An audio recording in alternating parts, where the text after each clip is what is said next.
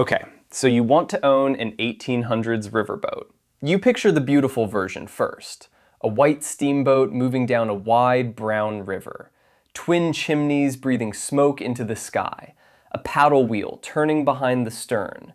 Passengers leaning on the rail. Freight stacked on the lower deck. Cabin doors opening onto long galleries.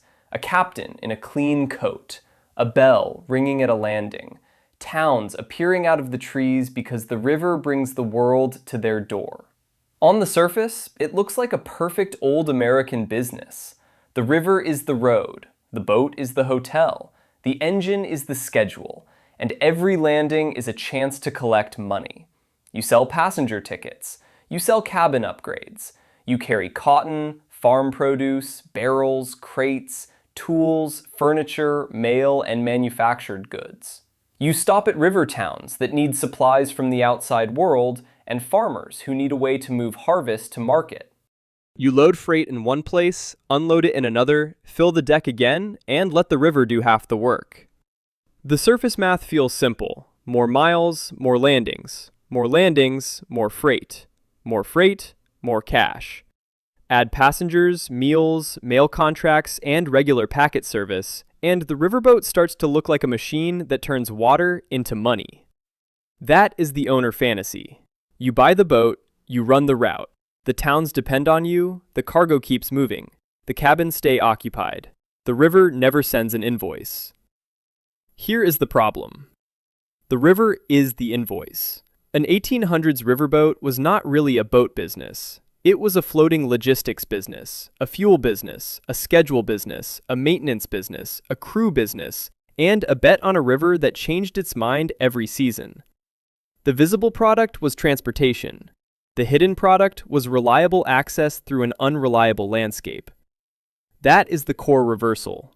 You were not really selling a ride. You were selling arrival, and arrival was expensive. Start with why steamboats mattered. Before railroads covered the map, rivers were some of the most important commercial corridors in the United States. The Mississippi River system connected interior farms and towns to major markets. Steamboats could carry passengers and freight upstream and downstream with a speed and capacity that earlier rivercraft could not match. By the 1830s, steamboats were operating on major tributaries of the Mississippi, and river towns grew around the fact that boats could land at their doorsteps. That sounds like guaranteed demand, and in some ways, it was. If a plantation, farm, sawmill, shop, or town needed goods moved, the riverboat could be the link. If a merchant in a river town needed manufactured goods brought in, the boat was supply. If a cotton grower needed bales moved out, the boat was market access. If a traveler needed to move faster than roads allowed, the boat was mobility. But demand is not profit. Demand only means people want the service. Profit depends on whether the boat can provide it at the right cost, on the right schedule, with enough paying cargo in both directions. That is where the ledger begins. Before the first trip, you need the boat itself, not a decorative hull, a commercial machine. The Western River steamboat had to be built for shallow, shifting rivers. The hull was often flat-bottomed and relatively light because a deep ocean-style vessel would not survive the sandbars, shallows, and narrow channels of inland river work. Several decks rose above the hull. Larger boats might have a main deck for freight, a boiler deck with cabins and public rooms, upper spaces for officers or passengers, and chimneys high enough to carry smoke away from the working decks. That shallow design was useful. It was also fragile. The very structure that allowed the boat to reach shallow landings also made it vulnerable to snags, sandbars, collisions, storms, fire, and constant wear. The Mississippi Encyclopedia notes that shallow hulls contributed to the relatively low life expectancy of steamboats on Mississippi waters, where snags and other hazards could destroy vessels. So you are not buying a permanent asset. You are buying a working asset in a hostile workplace. The boat earns only while exposed to the thing that can ruin it. Now add the engine. Steam power is the glory of the business and the source of many bills. A steamboat is not moved by romance. It is moved by pressure, fuel, water, metal, maintenance, engineers, firemen, and constant attention. The boiler needs heat. The engine needs care. The paddle wheel needs power transferred through moving parts. A breakdown is not just a repair problem. It is a schedule problem, a cargo problem, a passenger problem, and a reputation problem. If a wagon breaks on a road, the cargo can sometimes be shifted to another wagon. If your steamboat fails between landings, the whole business sits in public embarrassment, and the river keeps moving without you. Fuel is the first cost most people underestimate.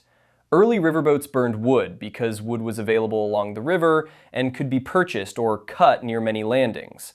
But wood was not free just because trees existed. It had to be cut, stacked, dried, sold, loaded, carried on deck, fed into the furnaces, and replaced again and again. Wood took up space that could otherwise carry paying cargo. It required labor to handle. It produced ash and cinders. Wet or poor quality wood produced less efficient heat. So the fuel bill did not only reduce cash, it reduced capacity. Every cord of wood on deck was space not used for freight. Every stop to take on fuel was time not used to move. Every delay at a woodyard gave another boat a chance to beat you to the next landing. That is why a riverboat owner had to think like a fuel buyer, not just a captain. Where can we wood up? What will it cost? How much deck space must we sacrifice? How many men will it take to load? Will the supply be ready when we arrive? Will another boat pay more and take it first? Will the river stage force us to burn more than planned? The customer buys a ticket. The owner buys heat by the hour. Now consider the route. A modern map makes a river look like a line. To a riverboat operator, the river is a moving contract with bad handwriting. Channels shift. Sandbars appear. Islands divide water. Low water exposes obstacles and makes sections difficult. High water changes currents and hides danger. Fog slows movement. Storms interrupt schedules. Snags sit under the surface, waiting for a pilot's mistake or bad luck. The National Park Service describes the natural upper Mississippi as full of snags, sawyers, planters, sleepers, sandbars, shallows, and shifting channels that pilots had to learn in detail. That turns the pilot into one of the most valuable people on the boat. The owner may own the vessel. The pilot owns the river in his head. He knows where the current runs deepest. He knows which bend is tricky at low water. He knows which landing has changed since last season. He knows when to cross from one side of the channel to another. He reads watercolor, drift, banks, trees, marks, and memory. This is a hidden payroll cost with enormous leverage. Pay for a good pilot, and the river becomes difficult. Cheap out on skill, and the river becomes expensive. That is one of the oldest rules in transportation. The map is never the route. The person who knows the route is part of the asset. Now open for business. You might run as a packet boat, making regular trips between known ports on a schedule. That gives merchants and passengers confidence. They know when to expect you. You can build a reputation. Towns can plan around your stops. Freight can be collected before arrival. Or you might operate more flexibly, chasing cargo where demand appears. That gives you opportunity, but less predictable customer loyalty. The dream is to have both, a regular route with enough profitable surprises along the way.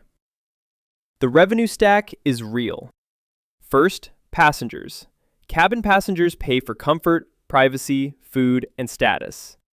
Deck passengers pay less and accept rougher conditions. A full cabin deck can make the boat look prosperous, but passengers are not just revenue. They need space, meals, staff, bedding, cleaning, safety, and punctuality. A passenger who complains loudly can damage reputation faster than a crate can. Second, freight. Freight is often the backbone. Cotton bales, farm produce, livestock, timber products, store goods, barrels, sacks, tools, household items, and manufactured goods can make the boat a moving warehouse. The Mississippi Encyclopedia notes that steamboats carried farm produce from individual landings and brought manufactured goods to plantations and towns. In the post-war period, boats conveyed thousands of cotton bales from landings and levees to New Orleans. Freight is attractive because it does not ask for dinner. But freight has its own demands. It must be loaded, balanced, protected, recorded, unloaded, and delivered to the right person at the right landing. Heavy freight changes how the boat handles. Bulky freight eats deck space. Fragile freight creates claims when damaged. Late freight creates angry merchants. Underpriced freight makes the boat look busy while the margin disappears. Third, mail and contract work. A regular boat can be valuable because it is predictable. Mail, official supplies, business papers, and contracted transport all reward reliability. A mail contract or steady merchant relationship can help stabilize income when passenger demand changes. Fourth, meals and onboard services. A riverboat with passengers is not only transporting bodies, it is hosting them for days. Food, cabins, service, and comfort become part of the product. That means supplies, cooks, stewards, cleaners, and storage. The better the passenger experience, the more the boat can charge. The better the experience, the more it costs to provide. Fifth, information. This is easy to miss. A riverboat carries news, prices, crop conditions, town gossip, business introductions, letters, and rumors about river levels move with the boat. For merchants along the river, the boat is not just freight. It is connection. That makes reputation more valuable. If people trust your boat, they trust your schedule, your officers, your accounts, and your word about conditions upriver. Now look at the operating day. The boat lands before dawn or after dark. Cargo must be loaded quickly. Men roll barrels, move crates, stack sacks, handle bales, carry wood, and work around passengers trying not to be in the way. The clerk records freight. The captain negotiates. The pilot watches the river stage. The engineer watches pressure. The firemen feed the furnaces. The cook prepares meals. The crew listens for orders. Passengers ask when you will arrive, as if the river has agreed to the answer. Every stop is a small business. Load too slowly and you lose schedule. Load too carelessly and you damage freight. Load too heavily and the boat draws too much water. Leave too early and you miss cargo. Wait too long and another boat reaches the next landing first. That last point matters. Competition on the river is not abstract. If another steamboat reaches a landing before you, it may take the best freight, the waiting passengers, the mail, the local attention, and the good fuel supply. The river rewards speed, but speed can punish the machine. Pushing harder burns more fuel, stresses equipment, and increases safety risk. The owner is trapped between schedule and machinery. Arrive slowly and the market passes you. Arrive recklessly and repair passes you the bill. This is where regulation enters the ledger. Steamboat travel had serious safety problems in the 19th century, especially around boilers and operating practices. Federal legislation in 1838 and then stronger rules in 1852 required inspections, equipment, and licensing for passenger steamboats. From a public point of view, that was an answer to real danger. From an owner's point of view, it meant another layer of compliance, standards, inspections, and cost. Safety is not just morality. Safety is expense before it becomes trust. And trust is part of the product. Passengers want to believe the boat will arrive. Merchants want to believe cargo will arrive. Insurers, lenders, and partners want to believe the asset will survive long enough to repay them. A riverboat with a reputation for care can become more valuable than a faster boat that scares the people who pay. Now add maintenance. The riverboat is made of things that do poorly with vibration, water, heat, mud, smoke, and hurry. The hull needs inspection. The deck needs repair. The boilers need attention. The engine needs skilled care. The paddle wheel and its parts face constant strain. Chimneys, cabins, railings, ropes, pumps, planks, and fittings all wear. Paint and decoration may impress passengers, but timber, iron, pressure, and water decide whether the business keeps moving. A riverboat owner who ignores maintenance is not saving money. He is hiding expenses inside the next trip, and the next trip may choose the worst moment to reveal them. This is why depreciation is brutal in this business. Some historical accounts emphasize that Western River steamboats often had short working lives compared with the romance attached to them. Between hazards, hard use, changing routes, mechanical strain, and competition, a boat could become obsolete, damaged, or destroyed long before the owner felt finished paying for it. So the boat is not a house. It is inventory that moves. It is equipment that hosts customers. It is capital that can hit a sandbar. That is a very particular kind of stress. Now ask when the business works. It works when the route has traffic in both directions. That phrase is everything. A steamboat owner does not want to move full one way and empty the other. Freight downriver may be cotton, timber, livestock, produce, or raw materials. Freight upriver may be manufactured goods, tools, household items, mail, passengers, and supplies. If the boat can fill both directions, the same engine, crew, and fuel bill produce more revenue. If not, one direction subsidizes the other. The river does not discount the empty trip. The firemen still feed the furnace, the crew still works, the boat still wears, the pilot still must be paid. This is where pricing becomes more complicated than a poster on the wharf. A passenger fare is easy to understand. A freight rate is not. Freight has weight, volume, urgency, handling difficulty, damage risk, and destination risk. A bale, a barrel, a crate of fragile goods, and a stack of heavy sacks do not use the boat in the same way. Some cargo is easy to load and hard to damage. Some cargo takes awkward space and creates claims if it arrives late or spoiled. Some cargo looks profitable until it blocks the deck from better cargo waiting at the next landing. So the riverboat owner has to price not only distance, he has to price opportunity.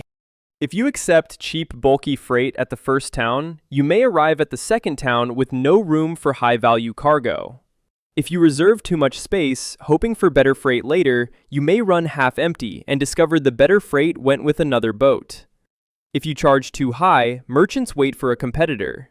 If you charge too low, the deck fills while the ledger stays thin. The boat can be physically full and economically underloaded. That is one of the sharpest traps in transportation. Full capacity is not the same as good capacity. The best operators understand the deck like a store owner understands shelves. Every square foot must justify itself. Every ton affects draft.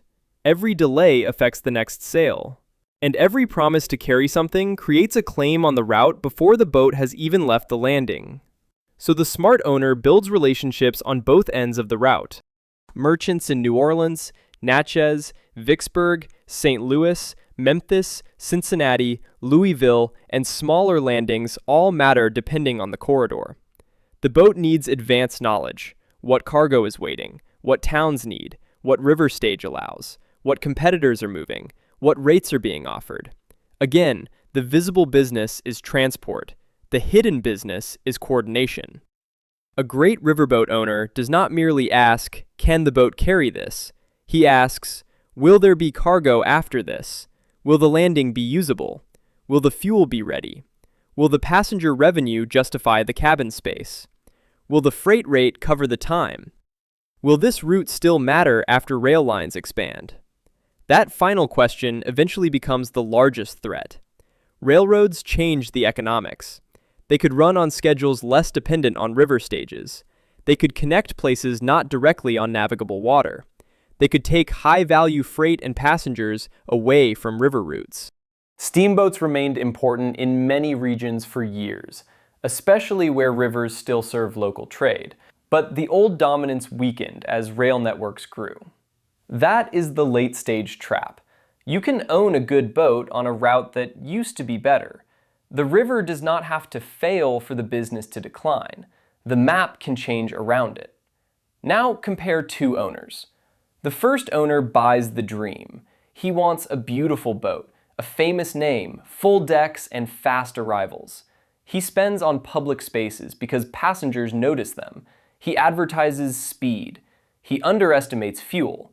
He assumes freight will appear because the route looks busy on a map. He hires crew at the last moment. He treats maintenance like a delay instead of a cost of survival. At first, the boat looks successful. Smoke high in the air, passengers on the rail, freight on the deck, the captain shaking hands at every landing. Then the real books arrive. Fuel stops are longer than planned. Wood costs more on one stretch. The cargo mix is bulky and underpriced. The boat runs light upriver. A sandbar delays arrival. A competitor takes the freight waiting downstream. The engine needs repairs. A passenger complains. A merchant demands compensation for damaged goods. The owner discovers that movement is not the same as margin. The second owner thinks like a route accountant. He buys or builds a boat suited to the water he actually runs, not the fantasy water in a painting. He knows which season changes which stretch. He pays for a pilot with memory. He prices freight by space, weight, handling, and schedule risk. He plans fuel stops. He builds relationships with merchants before the trip. He keeps mail and steady contracts if he can. He maintains the machinery because reputation and survival are cheaper than disaster. He thinks about the return trip before the outward trip leaves. The first owner owns a steamboat. The second owner owns a corridor. And in this business, the corridor is the real asset. That is the TOL pattern again. The romantic object is visible. The economic system is underneath. For the riverboat, the system is route density, freight mix, fuel supply, skilled crew, schedule trust, maintenance, and river knowledge. If any one of those fails, the boat may still look grand while the ledger begins to sink. Who really gets paid? The shipyard gets paid before the first trip. The engine maker and repairmen get paid because steam power is not self-care. The fuel suppliers get paid again and again. The crew gets paid because cargo does not load itself, and pressure does not watch itself. The pilot gets paid because the river must be remembered. The wharf operators and landing agents get paid where access is controlled. The merchants get paid if they use the boat to reach better markets. The insurers and lenders get paid if the owner borrowed or protected the asset. The towns get paid because regular river service raises the value of being on the route. The owner gets whatever remains after fuel, crew, repairs, delays, competition, and the river take their share. This is why the 1800s riverboat is such a strong old ledger business. From far away, it looks like freedom. No rails, no road, no landlord, just water and steam. But the ledger says every form of freedom creates a new dependency. No rails means the channel matters. No road means the landing matters. No fixed track means the pilot matters. Steam means fuel. Passengers means service. Freight means handling. Speed means wear. And the river, which looked free, charges through everything it changes. So could owning an 1800s riverboat work? Yes, if you had the right route. If the boat matched the river. If cargo moved both ways. If fuel supply was predictable. If your pilot knew the water. If your crew could load fast and safely.